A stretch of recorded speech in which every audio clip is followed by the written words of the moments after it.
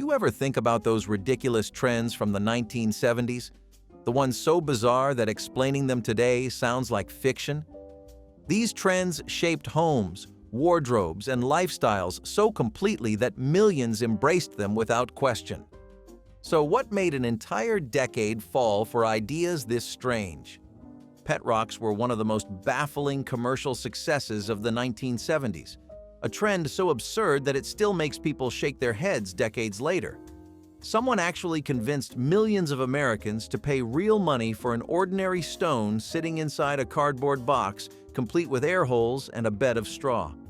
The packaging came with a detailed instruction manual explaining how to care for your new pet, including tips on teaching it to sit and stay, which it already did perfectly.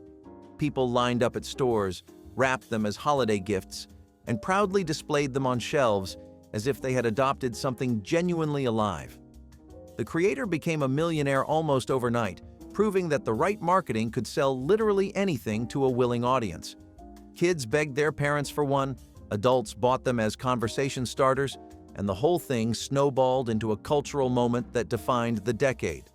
What makes it even more remarkable is that nobody seemed embarrassed. Owning a pet rock felt clever, trendy, and perfectly normal in a decade that had lost all sense of what normal even meant. Mood rings swept through the 1970s like a mystical promise that jewelry could finally unlock the secrets of the human soul. These rings featured a special stone that supposedly changed color based on your emotional state, shifting from calm blue to passionate red depending on how you felt inside. People wore them to parties, to work, and on dates, genuinely believing that costume jewelry could reveal truths they could not articulate themselves. The science was simple thermochromics reacting to body temperature, but nobody cared about explanations when magic felt so much better. Teenagers compared ring colors in school hallways, couples used them to gauge romantic compatibility, and adults consulted them before important decisions as if the stones held ancient wisdom. Stores could not keep them in stock, and knockoff versions flooded every gift shop counter. The rings became conversation starters, relationship tools, and fashion statements all wrapped into one affordable accessory. Looking back, it seems impossible that so many people trusted a cheap ring to understand their deepest feelings, but the decade had a way of making the unbelievable feel reasonable. Lava lamps became the hypnotic centerpiece of countless 1970s living rooms, bedrooms, and basement hangouts, casting their strange glow across shag carpets and wood-paneled walls. Inside each lamp, colored wax blobs rose and fell through illuminated liquid in slow, mesmerizing patterns that people could watch for hours without getting bored. The effect felt futuristic, psychedelic, and deeply relaxing, despite being nothing more than heated oil and wax in a glass tube. Families placed them on coffee tables, teenagers kept them glowing through long nights, and the lamps became symbols of a decade that valued mood over practicality. The colors ranged from electric orange to deep purple, and owning multiple lamps was considered a sign of sophisticated taste. People genuinely believed these glowing tubes transformed ordinary rooms into something more meaningful and alive. The gentle movement created an atmosphere that felt meditative even when nothing else about the cluttered room suggested calm. Today, seeing one still triggers instant recognition, a glowing reminder that the 1970s turned simple science into essential domestic decoration. Shag carpeting spread across American homes in the 1970s like a fuzzy invasion that swallowed floors, furniture legs, and any small object unlucky enough to fall into its depths. These carpets featured long, thick fibers that stood several inches tall, creating a surface so plush that walking across it felt like wading through a textile swamp. People chose colors ranging from burnt orange to avocado green, installing them wall to wall in living rooms, bedrooms, and even bathrooms where moisture turned them into breeding grounds for problems nobody discussed. Vacuuming became an exhausting weekly battle, and finding lost items required getting down on hands and knees to search through the tangled forest of fibers. Despite the obvious impracticality, families loved the luxurious feeling underfoot, and the way the carpet made even modest homes feel extravagant. Kids rolled around on it, pets disappeared into it, and guests kicked off their shoes just to experience the sensation. The trend dominated the decade so completely that homes without shag felt outdated.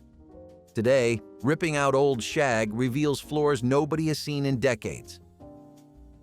Avocado green appliances transformed kitchens across America during the 1970s, replacing sensible white with a murky shade that somehow felt both natural and deeply unappetizing.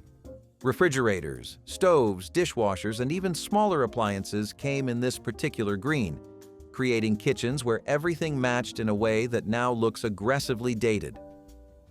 Manufacturers convinced homeowners that this earthy tone represented sophistication and good taste, and millions believed them without hesitation.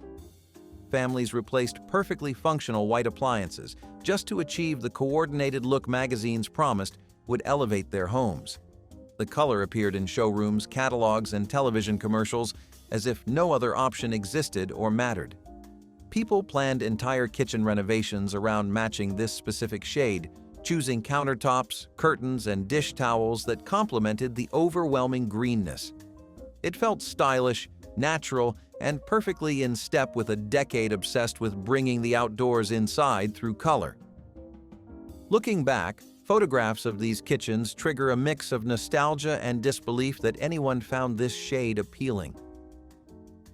Harvest gold dominated the 1970s with a muddy yellow-orange shade that appeared on everything from refrigerators to bathroom tiles, blanketing homes in warmth nobody actually asked for.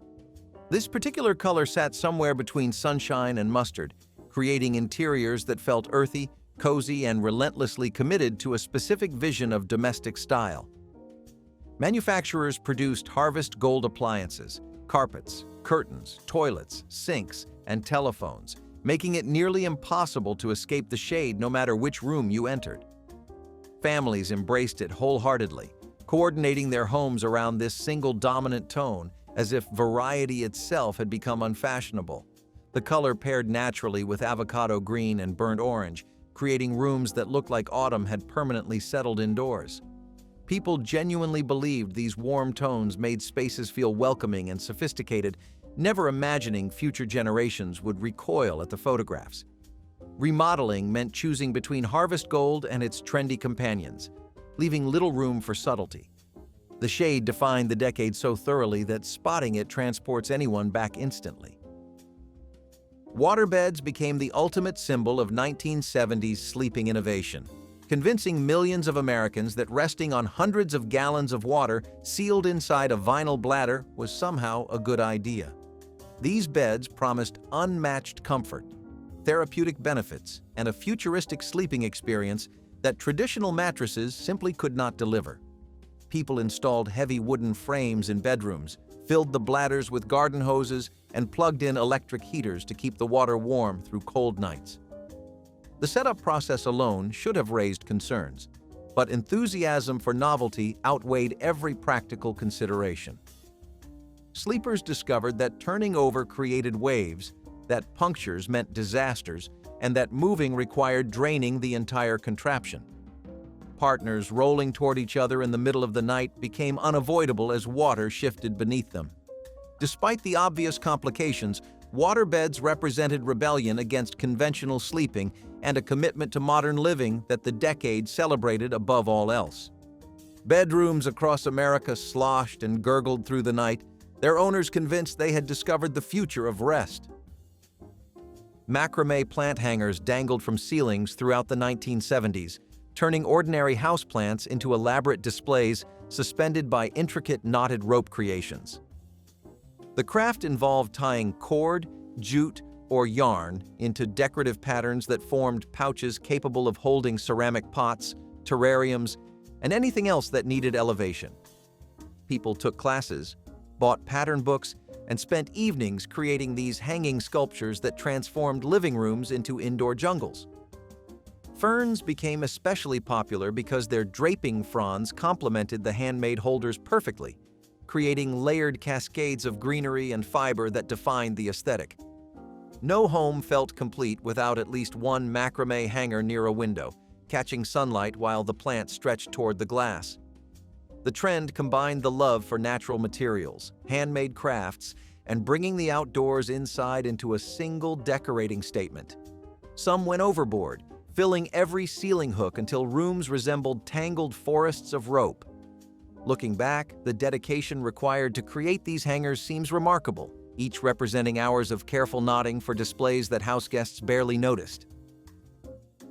Wood-paneled station wagons cruised through the 1970s as the definitive family vehicle, their fake wood grain sides representing the height of automotive elegance for suburban households. These long, boxy cars featured vinyl strips designed to look like genuine wood planks running along the doors and rear panels, creating an illusion of craftsmanship that fooled absolutely nobody. Families packed into them for road trips, grocery runs, and school pickups, proud to drive something that combined practicality with what passed for style. The faux wood often peeled, faded, or warped over time, requiring repairs that never quite matched the original pattern. Despite the obvious artificiality, manufacturers offered these panels as premium options that buyers eagerly paid extra to obtain. Children grew up associating the distinctive look with family adventures, station wagon tailgates, and the particular smell of vinyl seats baking in summer heat. The cars became rolling symbols of middle-class aspiration, their fake wood promising a connection to craftsmanship that mass production had long since abandoned. Spotting one today triggers instant nostalgia. Leisure suits defined men's fashion throughout the 1970s, dressing an entire generation in matching polyester jackets and pants that promised style, comfort, and a look that now seems impossible to take seriously. These suits came in colors ranging from powder blue to burnt orange, featuring wide lapels, flared pants, and fabric so synthetic it practically crackled with static electricity. Men wore them to parties, dinners, job interviews, and even weddings, believing the relaxed silhouette represented modern sophistication at its finest. The polyester fabric resisted wrinkles but trapped heat and moisture, creating uncomfortable situations that wearers endured in the name of fashion.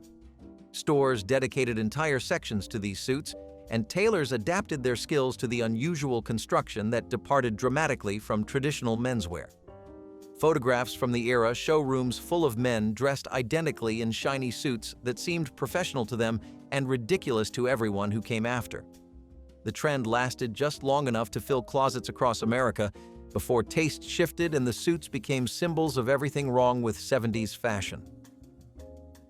Platform shoes towered through the 1970s, adding inches of height to anyone brave enough to strap on soles that looked more like building foundations than footwear. These shoes came in every style imaginable, from cork wedges to chunky heels stacked so high that walking became an act of faith rather than function. People wore them to discos, offices, schools, and grocery stores, wobbling through daily life as if altitude somehow made everything better. The danger was obvious to anyone watching, yet twisted ankles, tumbles downstairs, and spectacular falls became acceptable risks in the pursuit of extra height. Men and women alike embraced the trend, believing that towering over others projected confidence, style, and a certain rebellious spirit the decade celebrated. Shoe stores dedicated entire sections to platforms, and the competition to find the tallest pair drove designs to absurd extremes. Looking back, photographs of people navigating cobblestones and uneven sidewalks in these precarious contraptions seem almost comical. The decade genuinely believed that being taller, even artificially so, made everything in life just a little bit better and worth the risk. Fondue parties became the ultimate expression of sophisticated entertaining during the 1970s, gathering friends around bubbling pots of melted cheese or chocolate with long forks and high expectations.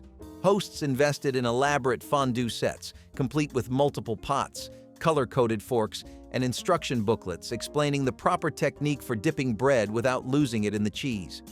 The experience was supposed to feel European, elegant, and impossibly chic, even when the reality involved burnt fingers, dripping messes, and arguments about whose bread cube had fallen to the bottom. People served fondue at dinner parties, holiday gatherings, and romantic evenings, believing that communal dipping somehow elevated ordinary meals into memorable occasions. The trend required patience, coordination, and a willingness to eat very slowly while waiting for turns at the pot. Cheese fondue led to chocolate fondue, which led to oil fondue for cooking meat. each variation requiring new equipment and new skills. The decade embraced the ritual wholeheartedly, turning melted cheese into a symbol of togetherness that now seems charmingly outdated and unnecessarily complicated. CB radio mania swept through the 1970s, turning truckers' communication technology into a nationwide obsession that invaded family cars, basements, and everyday conversations. Suddenly, everyone wanted a handle, a home base, and the ability to chat with strangers on the highway using a language filled with codes, slang, and colorful expressions borrowed from long-haul drivers. Families installed antennas on station wagons, kids begged for their own units, and conversations crackled with phrases like "breaker breaker," "10-4," and "what's your 20" that made ordinary people feel like they had joined a secret society. The trend exploded after a hit song, and popular films romanticized the CB lifestyle, transforming a practical tool into a cultural phenomenon. People monitored channels for hours, hoping to catch interesting chatter or warn fellow drivers about speed traps ahead. The technology felt futuristic and rebellious, a way to connect with strangers without telephone bills or party lines. Eventually, the novelty faded, the airwaves grew cluttered with nonsense, and the CB radios gathered dust in garages. But for a few years, everyone wanted to be a road warrior. 8-track tapes ruled car stereos and home entertainment systems throughout the 1970s, offering a way to listen to albums that seemed revolutionary despite its obvious flaws. These bulky cartridges clicked into players with a satisfying mechanical thunk, then delivered music through a system that divided albums into 4 programs and switched between them with an audible clunk that interrupted songs mid-verse. People built collections, bought carrying cases, and proudly displayed their 8-track libraries as if the format represented the pinnacle of audio technology. The tapes were larger than necessary, prone to tangling, and designed in a way that guaranteed your favorite song would be split across 2 different programs. Yet families installed players in every vehicle, teenagers saved allowances for new releases, and the format dominated for nearly a decade before cassettes finally proved there were better ways. Looking back, the devotion to such a fundamentally flawed technology seems baffling, but the 1970s loved novelty more than perfection. The 8-track became a symbol of an era willing to accept inconvenience in exchange for progress. Smiley Face Everything invaded the 1970s with a simple yellow grin that appeared on shirts, stickers, posters, lunchboxes, and every surface that could hold an image. The design was impossibly basic, just a yellow circle with 2 dots for eyes and a curved line for a smile. Yet it became one of the most recognized symbols of the entire decade. People wore it without irony, plastered it on bedroom walls, and believed that surrounding themselves with smiling faces somehow made the world a happier place. The trend started as a morale booster for businesses and quickly escaped into popular culture, where it multiplied endlessly. Teenagers collected smiley face merchandise, adults incorporated it into office decor, and the symbol showed up everywhere from bumper stickers to coffee mugs. Nobody questioned whether a simple graphic could actually improve anyone's mood because the 1970s desperately wanted to believe in easy happiness. The smile became so ubiquitous that avoiding it required genuine effort. Looking back, the sincerity behind this cheerful invasion seems both touching and slightly absurd. Disco balls descended from nightclub ceilings into private homes throughout the 1970s, scattering light across living rooms, basements, and bedrooms that desperately wanted to feel like dance floors. These mirrored spheres spun slowly while spotlights bounced off their faceted surfaces, creating patterns of reflected light that transformed ordinary spaces into something that felt glamorous and exciting. People installed them above recreation rooms, hung them from bedroom ceilings, and threw parties where the spinning ball was the undisputed centerpiece.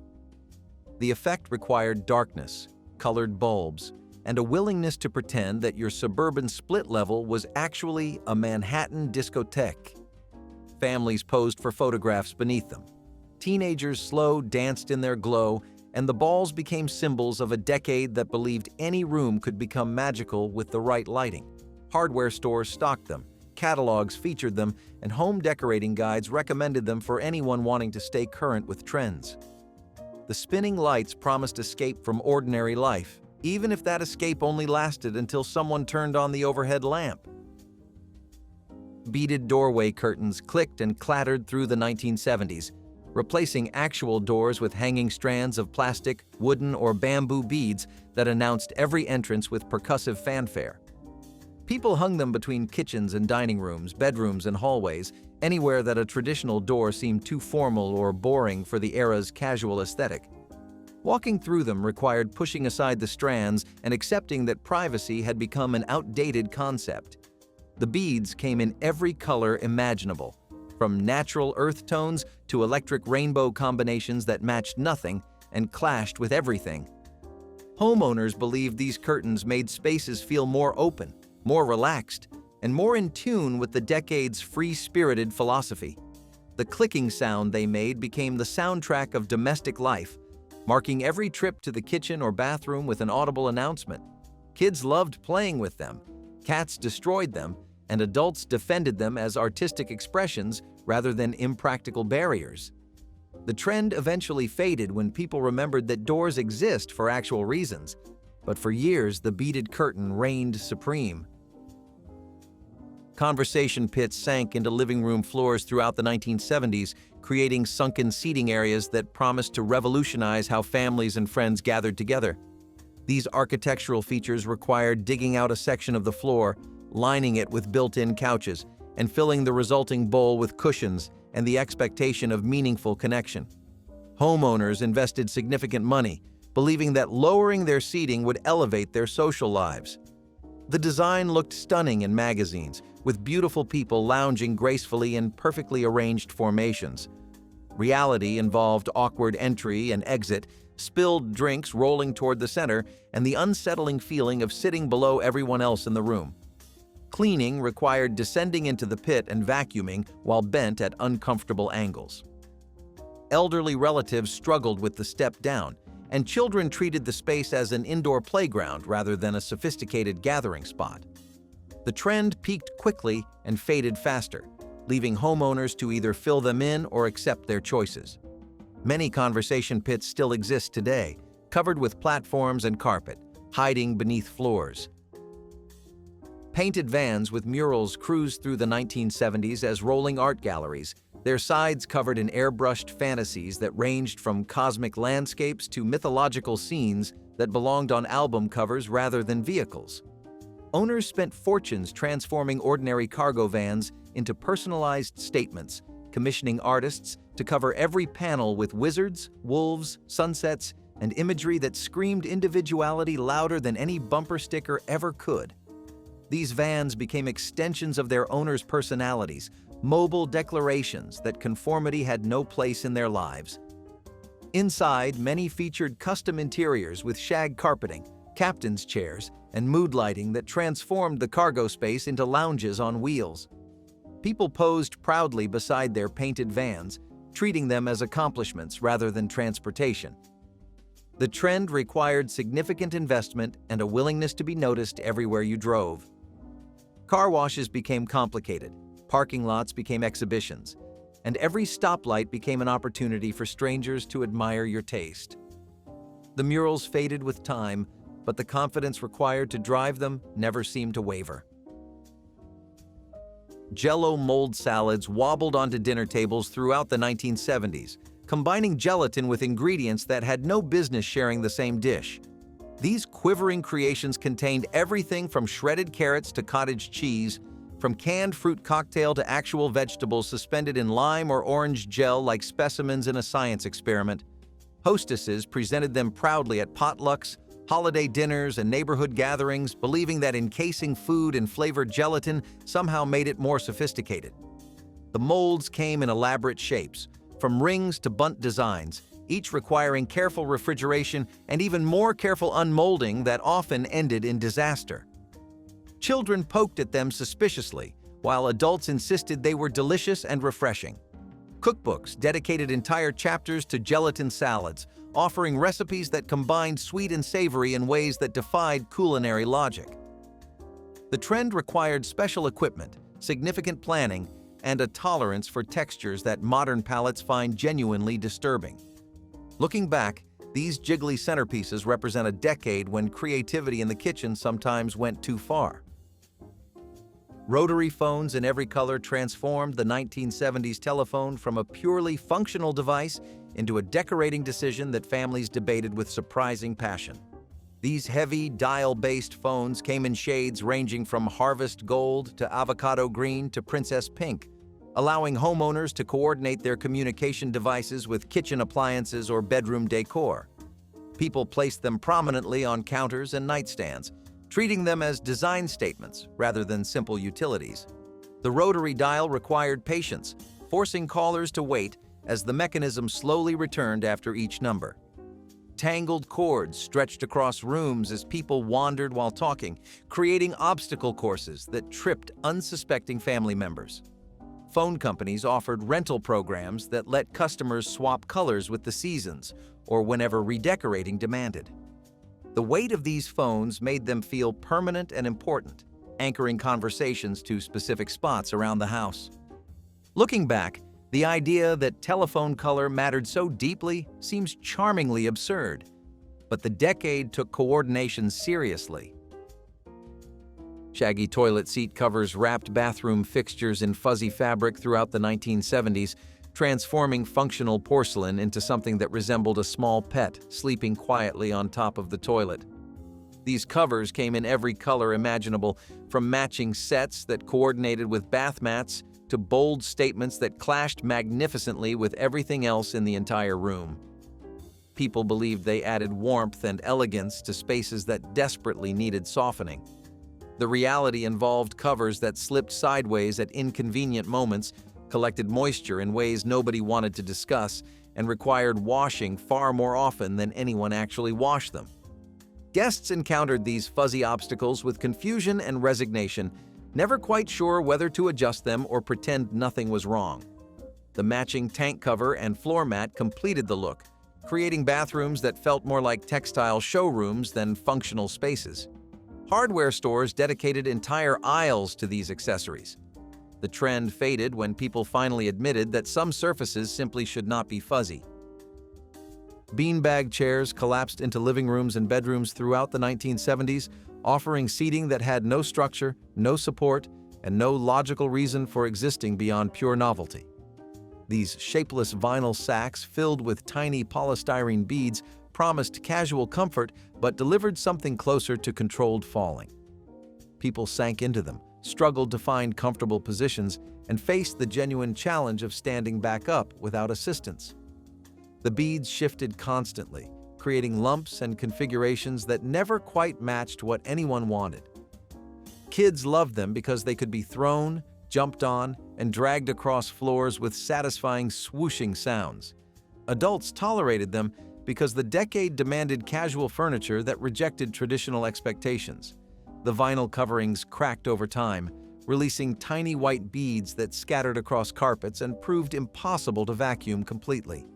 Cats punctured them, dogs wrestled with them, and cleaning underneath revealed ecosystems nobody wanted to discover. The chairs defined an era prioritizing fun over function. Flocked wallpaper covered walls throughout the 1970s with fuzzy raised patterns that begged to be touched even when touching them felt slightly wrong. These textured coverings featured velvet-like designs that stood out from their backgrounds, creating surfaces that looked luxurious in photographs and collected dust in reality. People installed them in dining rooms, bedrooms, and hallways, believing the tactile dimension added sophistication that flat wallpaper could never achieve. The patterns ranged from elegant damask to bold geometric shapes that dominated entire rooms with their striking three-dimensional presence. Running fingers across the raised sections became an irresistible habit for visitors and children alike, leaving trails that required careful brushing to remove. The wallpaper attracted pet hair, absorbed cooking odors, and proved nearly impossible to clean without damaging the delicate flocking. Removing it years later revealed walls preserved beneath the fuzzy covering. Installation required precision and patience, as misaligned patterns created visual chaos no amount of furniture rearranging could hide. Earth shoes promised health benefits through footwear design that placed heels lower than toes, creating a walking experience that felt like constantly climbing uphill even on flat surfaces. These unusual shoes swept through the 1970s with claims that negative heel technology would improve posture, strengthen calves, and make everything about walking better for the human body. People bought them enthusiastically, enduring an adjustment period that left legs sore and balance questionable while waiting for promised benefits to appear. The shoes looked distinctive, with chunky soles and an earthy aesthetic that matched the decade's love for anything natural or alternative. Wearing them required a learning curve that some never quite mastered, resulting in awkward gaits and stumbles that contradicted all the health claims. Devoted fans swore by the transformation they experienced, while skeptics questioned whether discomfort could really be disguised as wellness. The brand became a symbol of the era's willingness to embrace unconventional ideas. Eventually, the trend faded, leaving closets full of unworn shoes. Before cell phones, there were landlines. And before minimalism, there were designer phone covers. And boy, did the 1980s go all in. You could not just have a phone, you had to dress it.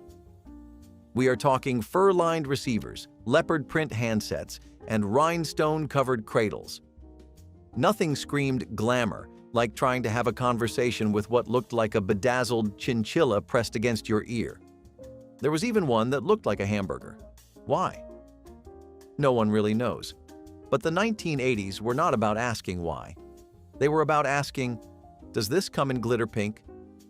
People wanted their rotary phones to match their shag carpet and floral wallpaper, and these accessories delivered poorly. The covers fell apart. They muffled the sound.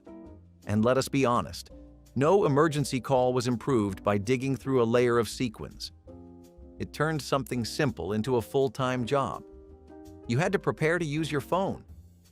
The trend eventually fizzled out, mostly because the novelty wore off and the practicality never existed in the first place. Still, the 1980s loved their flair, especially when you could wear it, like, say, around your neck in the most jingly way possible. They were tight. They were shiny. They looked like you had been shrink-wrapped in liquid metal. Disco pants were not made for comfort. They were made for movement. But before they became the uniform of every dance floor in America, they were met with raised eyebrows and uncomfortable fidgeting. Spandex blends were still new. People did not know what to make of fabric that hugged every curve and shimmered under strobe lights. But when disco fever swept through the 1970s, something changed. People wanted to shine, to spin, to sweat and sparkle under a mirror ball without losing a drop of flair. Disco pants did that. They turned your legs into disco balls. They caught every flash of light and reflected it like you were part of the show. And the more people danced in them, the more others wanted a pair, even those who doubted it at first. It was not about modesty. It was about motion, about stepping into a world where glamour and groove collided. You did not just wear disco pants, you became part of the night. And for one moment, every person in the room was watching you. That is a kind of magic you do not forget. Building nativity scenes with hand-painted ceramic figures was a December ritual that transformed coffee tables, mantels, and windowsills into sacred little worlds. Families unwrapped each piece carefully, setting Mary and Joseph in place first, then adding shepherds, wise men, and animals one by one as the days counted down to Christmas.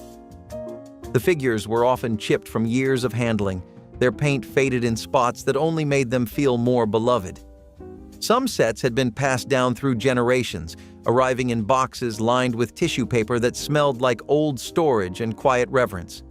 Children loved arranging the animals, debating where the donkey should stand or whether the sheep looked better near the manger. The baby Jesus figure was always saved for last, placed in the tiny cradle only on Christmas Eve as a way of marking the moment the celebration truly began. These scenes were not just decorations.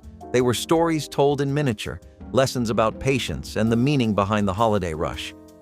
The ritual of setting them up year after year created memories no store-bought perfection could ever match, grounding Christmas in something older than tinsel or wrapping paper. Skiing was never the same once neon showed up. I am talking full spectrum, retina-searing neon, electric pink, screaming lime green, safety cone orange, sometimes all at once. You were not skiing. You were glowing. The 1980s fashion scene decided subtlety was canceled, and nowhere was that more obvious than on the slopes. It was like someone dared the ski community to look like walking glow sticks, and they all said, "Challenge accepted." Ski suits looked like outer space met a Lisa Frank notebook. But here is the thing. When the snow settled, all that color had nowhere to go. Once the decade ended, people looked at their slope selfies and realized they had been dressing like traffic signs. Neon was everywhere for a hot minute. Even the zippers had attitude. And if you were not blinded by your jacket, then someone else's was probably reflecting directly into your eyes. That was not just fashion, it was a safety hazard. But at least you had room to move, right? Speaking of movement, the next 1980s trend thought bouncing was the future of fitness and fun, and totally not sprained ankles. They were wooden. They were chunky. They made a loud clomp every time you took a step. Clogs were the anti-shoe of the 1970s. And yet somehow, they became the fashion statement of the decade. At first, people mocked them. They looked like something a medieval farmer would wear, not a teenager headed to a rock concert. But fashion does not always listen to logic. Slowly, the tide shifted. Bohemian trends took over. The hippie movement gave rise to a whole new look, and clogs fit in perfectly. They were earthy, natural, different. People started pairing them with bell-bottoms and flowing skirts. Soon, what was once mocked became mandatory. Clogs also had an unexpected bonus. They were surprisingly comfortable. Once you got past the weight and the awkward shape, they molded to your foot like they were made just for you. They lasted forever. They were easy to slip on and off, and they made a sound that announced your arrival like a tiny personal drum roll. The world learned something about style in the 1970s. What feels right often looks right, even if it takes time to catch on. And clogs proved that the line between strange and stylish can be one confident step away. Stringing popcorn and cranberries by hand for the Christmas tree was one of those rituals that turned an ordinary December evening into something families looked forward to all year. Parents would pop a huge bowl of plain white popcorn, spread it across the kitchen table, and hand each child a needle threaded with sturdy string. The goal was simple. Pierce each kernel carefully, slide it down, then follow with a bright red cranberry that stained your fingers and made everything smell faintly of tart winter fruit. Kids would sit for hours, sometimes competing to see who could create the longest strand, sometimes just talking quietly while the radio played carols. There was no rushing it, no shortcut, and no store-bought version that could match the satisfaction of draping your own handmade garland across the branches. The popcorn always broke if you pushed too hard, and the cranberries rolled off the table constantly, but that was part of the charm. Families did this together because it felt meaningful, because it slowed everything down. Today, popcorn garlands are rare sights, replaced by plastic beads that never demand patience or togetherness. The video disc player, specifically RCA's capacitance electronic disc, or CED for short, except we are not using abbreviations here, so let us just call it what it was. A huge plastic record that you shoved into a machine in hopes of watching a movie. It looked like vinyl, but it definitely was not groovy. You needed a special player, the discs were fragile and rewinding. Not happening. It was like asking your television to do a ballet recital while wearing hiking boots. It launched in the early 1980s and flopped so hard that even RCA, the company behind it, backed out just a few years later. People already had VHS tapes. They had beta tapes. Nobody asked for a third format that looked like a frisbee and handled like a toddler on a sugar rush. Sure, the packaging was cool, but it was a disaster in living rooms. It took up space and made too much noise, and not the good kind. This thing had all the flash and none of the function. But if you thought that was loud, wait until you see what came down the slopes wearing a highlighter. If you were a kid growing up in the 1970s, chances are you flipped open a comic book and saw an ad that changed your life. There it was, An entire family of smiling underwater creatures waving from their little castle, promising endless fun for just a few dollars and a few weeks of waiting. Sea monkeys were basically the internet before the internet. They gave you hope, imagination, and a reason to check the mailbox every single day. The only problem? They were just brine shrimp. Tiny twitching specks in a plastic tank that barely moved and definitely did not throw underwater parties or wear crowns. The heartbreak hit hard, but still, something happened.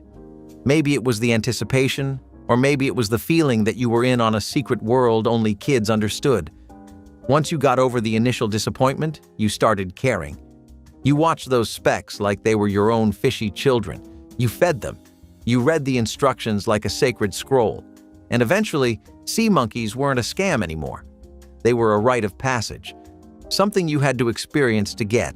No one who actually tried them could deny the weird, wonderful place they carved out in your childhood. A lie, yes, but one we all wanted to believe in. Recording Christmas specials off the television was an event that required planning, patience, and a willingness to sit beside the VCR with your finger hovering over the pause button. In the 1970s, holiday specials aired once a year, and if you missed them, you waited 12 whole months for another chance.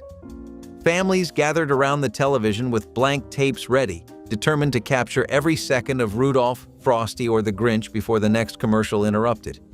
The person in charge of the remote became the hero of the evening, stopping the recording just before ads and resuming the moment the show returned. Most tapes ended up with bits of commercials spliced between scenes, but nobody cared. Those imperfect recordings became treasures, watched over and over until the tape wore thin and the picture started to wobble. Kids memorized every line, every song, and every pause where someone had fumbled the remote. There was pride in owning a collection of Christmas specials, even if the quality was grainy.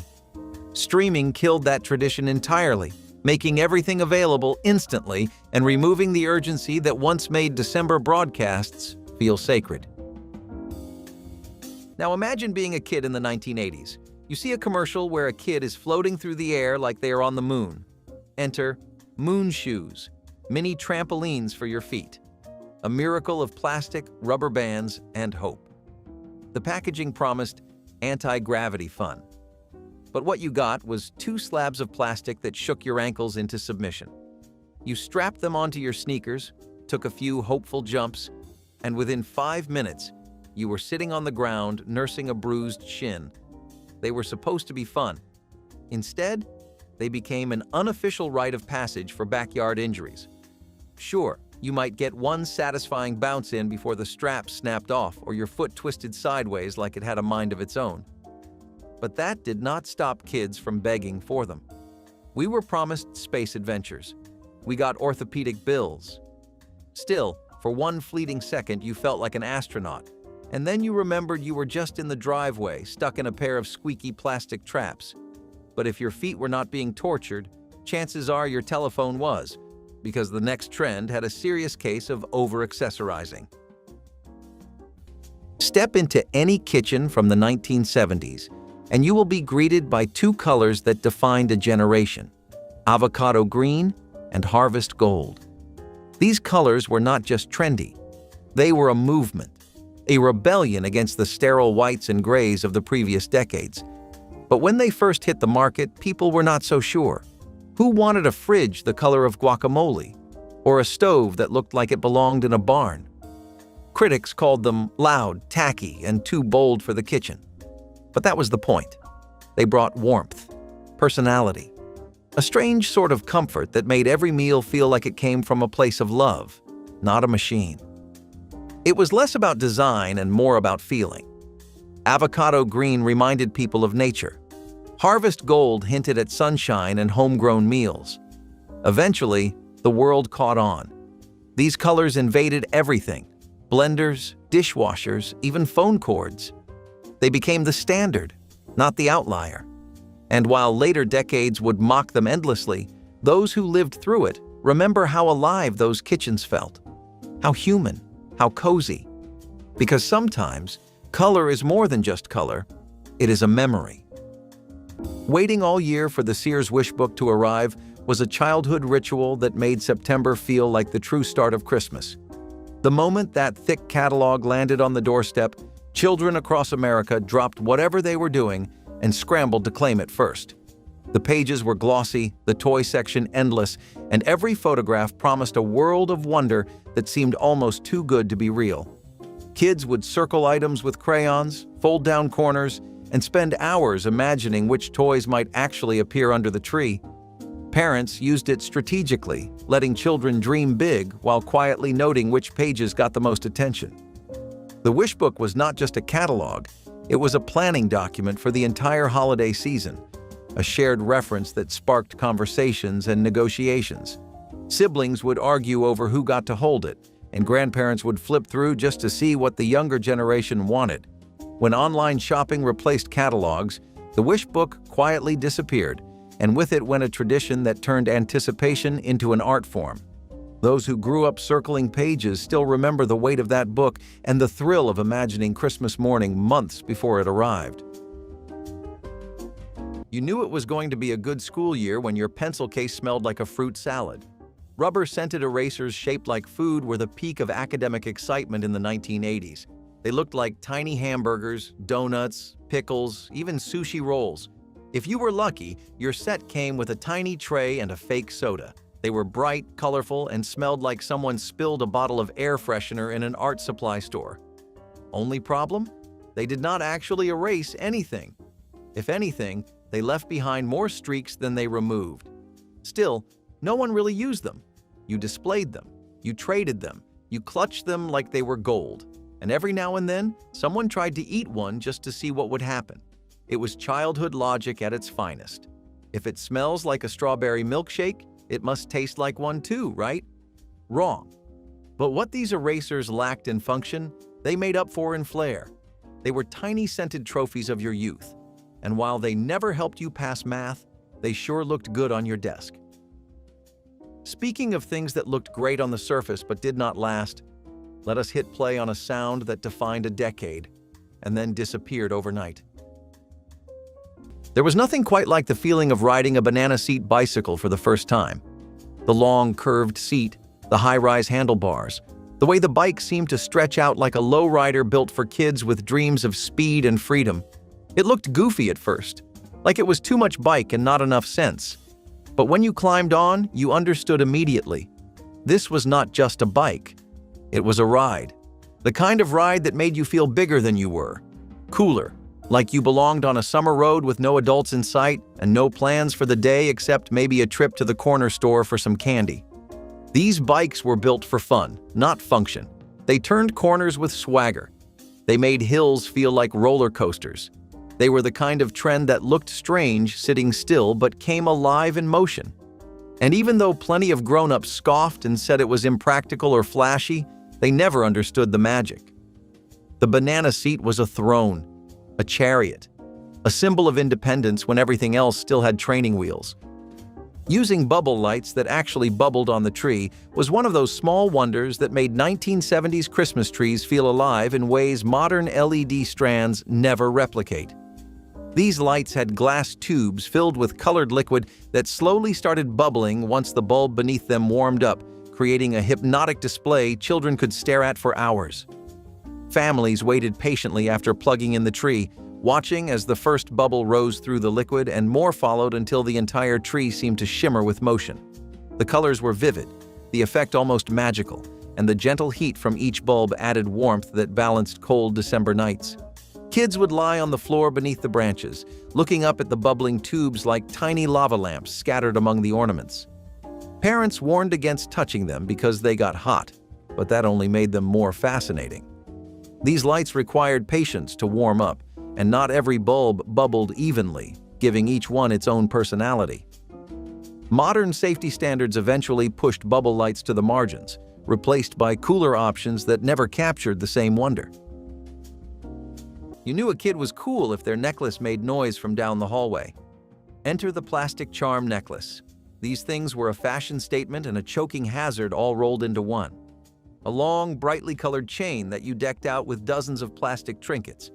Mini roller skates, tiny telephones, hair dryers, soda bottles, and anything else the size of your thumb. The more charms, the better. It was like curating your own loud, clunky resume of childhood interests. Everyone traded them. Everyone bragged about having the rare ones. And of course, the plastic was cheap enough to snap if you breathed on it wrong. Teachers hated them. Parents hated stepping on them. But kids loved how collectible they felt. That is, until the day you leaned over your desk and your entire charm empire dumped itself on the floor like a sad little toy avalanche. Still, for a while, they were the perfect combination of fashion and fun. And speaking of things that looked fun but failed to function properly, do you remember the sweet-smelling school supply that never actually worked? Let us talk about rubber-scented erasers shaped like food. Imagine walking down the sidewalk, holding a stiff leash, talking to it like it was the best dog in the world. Except there was no dog. That was the entire point. Invisible dog leashes were one of the most bizarre gags to come out of the 1970s, and also one of the most strangely brilliant. The leash had a rigid wire inside, shaped to suggest the motion of a small dog, but without any actual pet. To the untrained eye, it looked like magic. Or madness. People would stop, point, ask questions, laugh. And that was the whole joy of it. It was humor in motion. But the leash also did something deeper. It exposed how much we rely on visuals to accept what we see. Without a dog, it was just absurd. But with your confident strut and casual chatter, you sold the illusion. At first, adults rolled their eyes and called it nonsense. But the kids, they got it instantly. They turned sidewalks into stages and strangers into audiences. And what started as a joke soon became a form of expression, a way to bring a little silliness into a world that often took itself too seriously. The invisible dog leash was never just a toy. It was a statement, a reminder that not everything has to be real to make people smile. Placing real oranges and walnuts inside stockings was a tradition that connected 1970s children to generations who came before them, even if they did not fully understand why. Grandparents spoke of times when fresh fruit in winter was a genuine luxury, something rare enough to feel like a gift rather than a grocery item. Parents carried the tradition forward, tucking bright oranges into the toe of each stocking and scattering walnuts throughout the folds. Children woke on Christmas morning and felt the weight of something round at the very bottom, often pulling it out with confusion before realizing it was fruit, not a toy. The orange smelled incredible, sweet and sharp against the cold morning air, and the walnuts required effort to crack, turning breakfast into a small adventure. The tradition was simple, affordable, and carried meaning deeper than any store-bought item. It reminded families that Christmas was once about abundance in small forms, about gratitude for what the season provided. Today, stockings overflow with plastic trinkets, but the memory of peeling that first Christmas orange lingers for anyone lucky enough to have experienced it.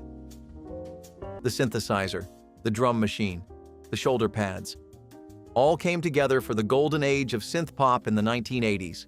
And while some bands carved out legacies that still echo today, there were many that burst onto the scene with one song, rode the radio waves hard, and then vanished like a fog machine in a gymnasium. These were the one-hit wonders of synth pop.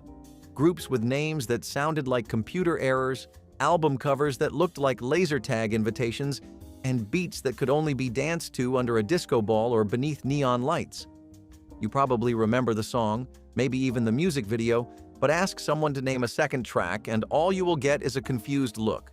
They were catchy, addictive, and short-lived. It was like the sound itself had an expiration date. Still, the moment they were hot, they were hot. The genre was all style, minimal substance, and maximum eyeliner. But when the synthesizer started to fade and guitars came roaring back, these acts had nowhere to go. Much like their lyrics, they just drifted into the static. But if the music was fleeting, the next trend tried to leave its mark forever, sometimes quite literally, on your notebook paper. They were weird. That was everyone's first thought. Foam platform flip-flops looked like someone glued a shower sponge to a sandal and called it fashion. But once you tried them on, something clicked, literally and emotionally. The soft, bouncy soles made every step feel like you were walking on marshmallows. Suddenly, You were 2 inches taller and twice as confident. And for many, that was enough. At first, they were beachwear, an odd novelty you picked up on vacation and wore as a joke.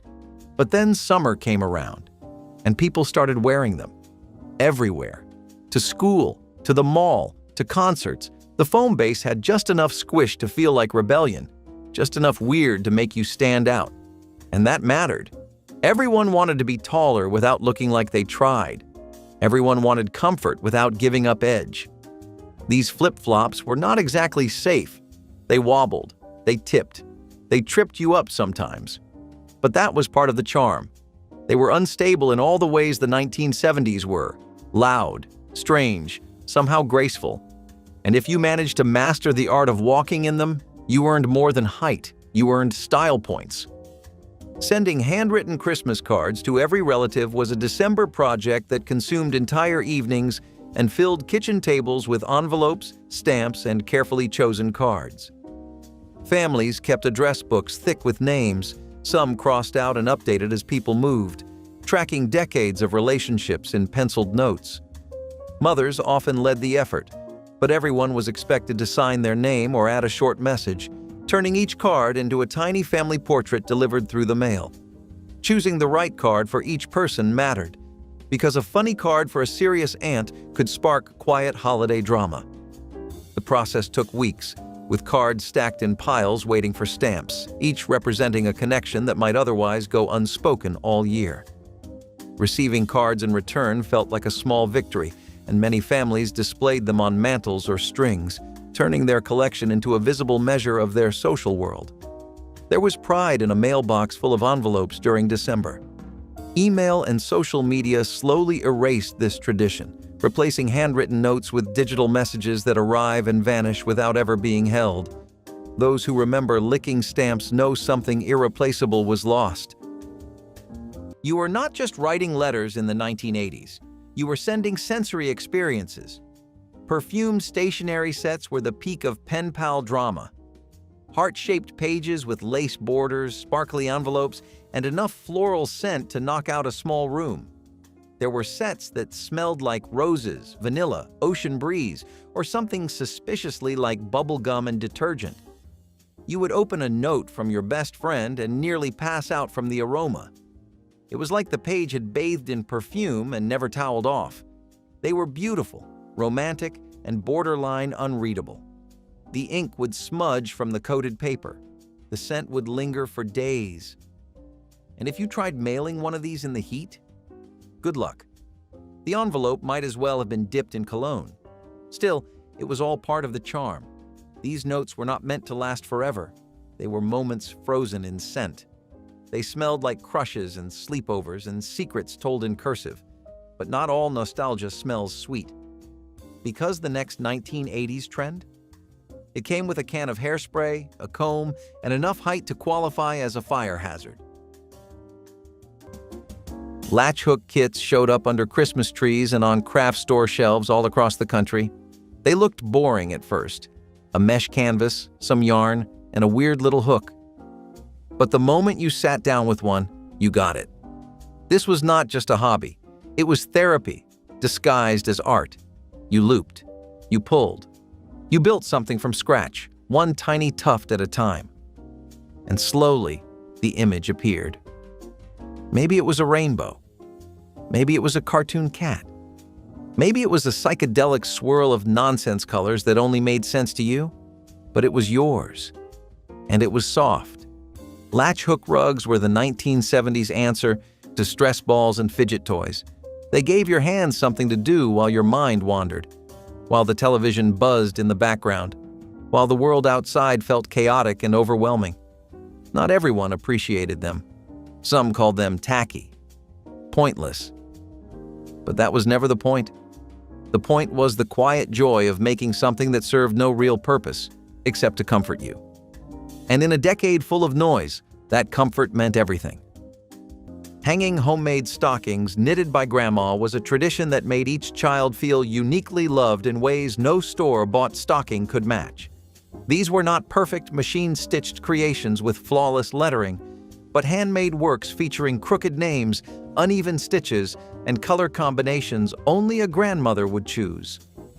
Every family member had their own, personalized down to the smallest detail, and the stockings grew more treasured each year. Children learned early that their stocking was special because someone spent hours creating it, counting stitches by lamplight. The wool smelled faintly of the closet where it was stored 11 months of the year, and pulling it out each December felt like reuniting with an old friend. Some stockings had patches where holes had been mended, evidence of years beside fireplaces. Grandmothers who made them often did not live forever, and when they passed, those stockings became irreplaceable heirlooms. Families hung them long after the original recipients grew up, passing them to new generations who heard stories about the woman who made them. Today, mass-produced stockings dominate, but anyone who owns a handmade one knows it carries meaning money cannot buy. There are hairstyles, and then there are structural engineering projects. Gravity-defying bangs, held aloft by industrial-strength hairspray, were the crown jewels of 1980s style. We are talking sky-high, shellacked to perfection, immovable bangs that could survive a hurricane. You did not just style your hair, you sculpted it. And the glue that held it all together? A can of Aquanet, the unofficial perfume of the decade. One spritz was never enough. You held that button down until the room filled with fog and your lungs begged for mercy. It was how you knew your bangs were officially done. They had to crunch when you tapped them. These bangs had volume, attitude, and possibly their own zip code. They required teasing, patience, and a total disregard for the ozone layer. Parents disapproved. Schools banned combs in lockers. But if your bangs did not touch the ceiling of your school photo backdrop, were you even living? It was extreme. It was ridiculous. And it was glorious. But eventually, the sky-high trend lost steam, and pastel blazers tried to take over the fashion throne. Spoiler alert, not everyone could pull off Crockett from Miami Vice. Watching the Yule Log broadcast for hours without changing the channel was one of those strange 1970s traditions that made perfect sense at the time and baffles people today. Television stations would air footage of a crackling fireplace, sometimes for the entire morning, offering families without real fireplaces a visual substitute that felt cozy and festive. People left it on during breakfast, while opening presents, or simply as background ambiance while the household buzzed with activity. The fire never changed, the logs never shifted dramatically, and yet families watched with genuine contentment, letting the flickering flames fill their living rooms with warmth they could almost feel. Children stared at the screen wondering if the fire would ever go out, while adults appreciated the calm it brought to chaotic mornings. There was no plot, no dialogue, just the steady crackle of burning wood repeated on a loop. Some families made it a point of pride to keep the Yule Log on all day, as if changing the channel would break the spell. The tradition faded as programming options multiplied, but those who remember it recall a time when television could offer peace instead of noise. If any of these ridiculous trends brought back a memory or a laugh, tell us your favorites in the comments, tap like to share the nostalgia, and subscribe so you never miss another trip back to the strangest decade in American style.